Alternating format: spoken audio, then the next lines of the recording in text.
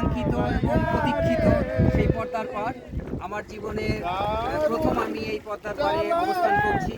আমরা দিনাজপুর জেলার ফুলবাড়ি উপজেলা থেকে আমার সহকর্মী সহ 10 জন সহকর্মীরা আমরা বরেন্দ্র ট্রেন যোগে সেই সকাল 7টায় রওনা দেই সেই রাজশাহীর উদ্দেশ্যে। প্রথমে আমরা আমাদের যাত্রাটি শুরু করি সাবিনা পার্কে কিছু সময় পার করার মাধ্যমে।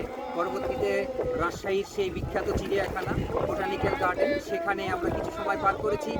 তার পিছনেই অবস্থিত সেই টি বাঁধ, পদ্মার সেই পাড়ে আমরা এখন অবস্থান করছি। আপনারা দেখতে পাচ্ছেন আমার পিছনেই আমার সহকর্মীরা, যাদের সঙ্গে আমি এখানে এসেছি, সেই সহকর্মীরা চমৎকার সময়ে পার করছেন। চমৎকার একটি পরিবেশ আমরা দেখতে পাচ্ছেন। আপনারা জানেন সকাল থেকেই আজকের মেঘাচ্ছন্ন পরিবেশ এবং বৃষ্টিস্নাত একটি দিন।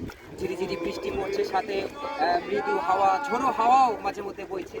চমৎকার একটি পরিবেশ, ওয়েদার। এখনও কিন্তু ঝিরিঝিরি বৃষ্টি পড়ছে, তারপরেও আপনারা দেখতে পাচ্ছেন এই বাঁধের চতুর্দিকে অসংখ্য দর্শনার্থী এই বৈরী আবহাওয়াকে উপেক্ষা করে পদ্মার পাড়ে অবস্থান করছেন এবং তাদের নিজেদের মধ্যে সুন্দর সময় তারা পার করছেন, উপভোগ করছেন। আপনারা দেখতে পাচ্ছেন চমৎকার একটি পরিবেশ, চমৎকার একটি আবহাওয়া। আমার পিছনেই সেই উত্তাল পদ্মার ঢেউ, পদ্মা নদী।